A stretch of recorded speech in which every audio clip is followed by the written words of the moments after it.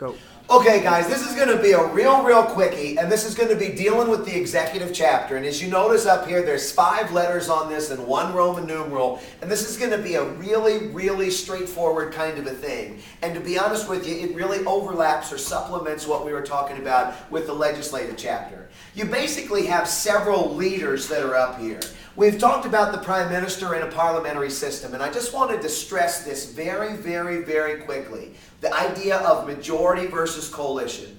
If I am a prime minister and I have a majority backing, my majority party without, any kinds of deal cutting or any kinds of grouping, if I have my one majority party, I am going to be a very strong executive. If I have a coalition behind me, whether it be 2 or 3 or 4 or 5 parties, the fact is that my power weakens. And every time an additional party needs to go into that coalition, my power progressively will drop more and more. So in Britain, typically they have one majority party. That's a very strong prime minister. And I think that you can argue, if you were going to rank the leaders, a majority party prime minister is actually going to be probably the second most powerful of the ones that we've discussed. A coalition prime minister, when you think about it, out of 6 is going to be the 5th strongest out of 6, which means it's progressively getting weaker and weaker as it goes along. The chancellor in Germany is effectively a prime minister with maybe a little bit more of a fancy name. But Germany does something a little different when they decide that they want to remove. The idea is, and we've talked about these votes of no confidence. A vote of no confidence, basically, if you remember, is if there is a specific vote where they question confidence in the prime minister, or if a budget bill or an important bill does not pass that the government needs to do business. This would automatically become a vote of no confidence, and the government, meaning the prime minister and the cabinet, would be removed. Well, at that point, you have to go back and figure out who the new chancellor or prime minister would be in the English system. And then, in fact, once you figure this out, you're going to have to pick new cabinet members as well. Sometimes this can be difficult.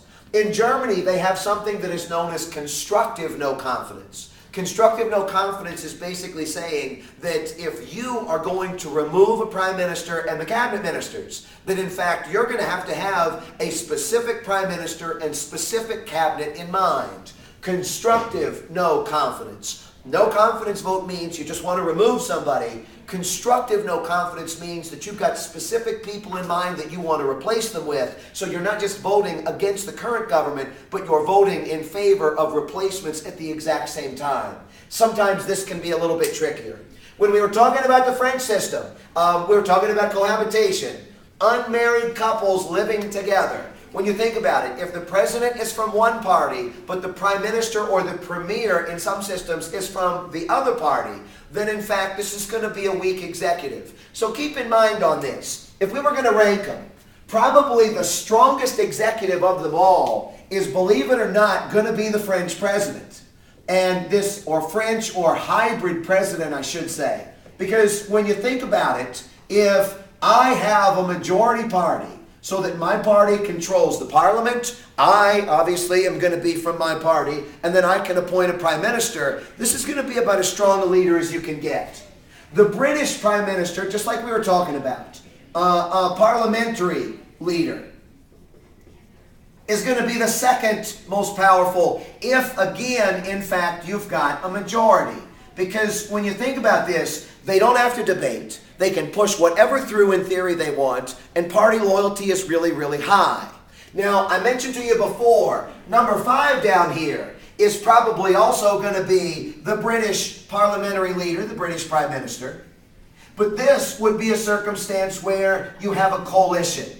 And if you've got a coalition here, the idea is basically, when you think about it, I'm going to be a little bit weaker with each additional party that is creating my majority. So I'm going to have to compromise a little more. I'm not going to be as forthright. I'm going to have to consider some opposition views, not just within the parliament, but in fact within my own majority coalition. And I think I had mentioned to you just a second ago that the French or the hybrid president is actually going to be the weakest of all, if in fact you've got this system of cohabitation. Why? Well, when you think about it, the French president is not just going to not have control of the parliament, But the French president's prime minister is going to be from the other party. So in fact, that prime minister is going to begin to seep just a little bit into the responsibilities of the French president. Now, you're probably saying, well, what about 3 and 4 over here? Well, we've got the presidential system, and this is where we're talking about the U.S. If you're a president in the United States and you have a majority party, what's nice about this is that you're probably the weakest of the strong, but you're also probably the strongest of the weak leaders. So when you think about it, separation of powers really limits what a president can do. With the idea that the Congress is going to have specific functions and checks on what the president can do can limit a president from getting too powerful. Having said this, what you've got in terms of divided government, if I am a president and I have a Congress that is actually from the opposite party, so this would be like a gridlock kind of a system. The trick on this is that when you think about it, granted, the Congress can stop me whenever they want, but because of separation of powers, I, as the American president, have got specific powers in the Constitution that they can't touch. A British prime minister is tied to the parliament, so the parliament can take away some of those or limit some of those powers. And then the French president down here with a prime minister of the opposite party can actually ease into the French president's powers as well. In the United States, just because the Congress may be Democrat and I might be a Republican president, they still can't take power from me because the Constitution says specifically under separation of powers that it is mine. Now, one last thing up here, presidential prime minister. There was, in Israel a number of years ago, they came up with a slightly different system. And they called this the presidential prime minister system. And basically, this is what they wanted to do. Basically, they had their parliament. And, of course, you had the voters down here at the bottom.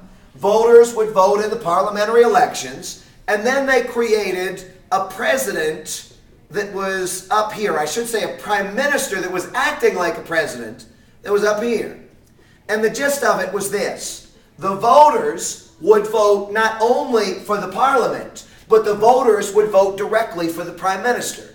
And the argument is that we wanted a prime minister that was going to be independent of the parliament, that was going to have a mandate of the people so that this prime minister could lead the parliament. Well, the problem that happened from this, and they only did this in a couple of elections, was that the parliament became very, very rambunctious, and their gripe was that, hey, we don't have to listen to this prime minister. This person is not one of us, and in fact, the system fractured. So instead of creating a prime minister that had stronger legs underneath it, it actually created a weaker prime minister because it was not specifically part of the parliament. They would have 2 ballots. One where they would vote for parliament, and then one where they would vote for the prime minister. And as I said, it failed. It failed miserably.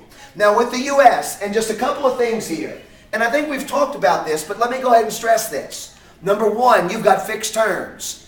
Every 4 years, the first Tuesday after the first Monday in November, there's going to be a presidential election.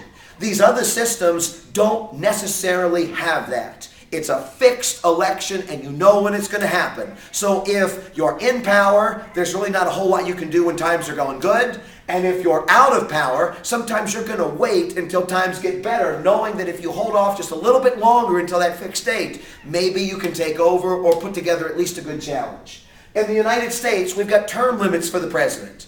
The president can only be elected once and can one full term and then be re-elected to 1 full term for a total of 8 years. Now, in fairness, and this isn't really the subject of the class, if somebody were to die in office or resign in office or be assassinated in office, these kinds of things, you could conceivably serve a piece of their term. But for our purposes, you can be elected once and you can be re-elected once. And that's it. Doesn't matter how good you're doing, doesn't matter how bad you're doing. When you think about it in other places, there aren't term limits for the executives. So as long as you can keep getting elected, in fact, you can maintain your power. And then the last thing up here is this idea of impeachment. You know, we talked about this idea of constructive no confidence and no confidence votes and things like this, where the parliament can remove the executive. Well, in the United States, Congress can impeach the president. And how this works is that the Congress, the House, is going to impeach or charge the president with wrongdoing. It would then fall on the hands of the Senate, in fact, the Senate would try and potentially convict the president's of the wrongdoing charges. Well, what happens when you think about it? President Clinton was impeached. A majority of the House said that he was, ready to be charged. He should be impeached or charged with crimes. Lying under oath was the primary one. A majority of the Senate actually said, yeah, he's guilty of this. But in impeachment, you've got to have a significant majority, not just a simple majority. So when you think about this, when you put this into context, it's very difficult to impeach an American president. Contrast this with these votes of no confidence. Remember, a vote of no confidence could be a specific vote of no confidence against the prime minister.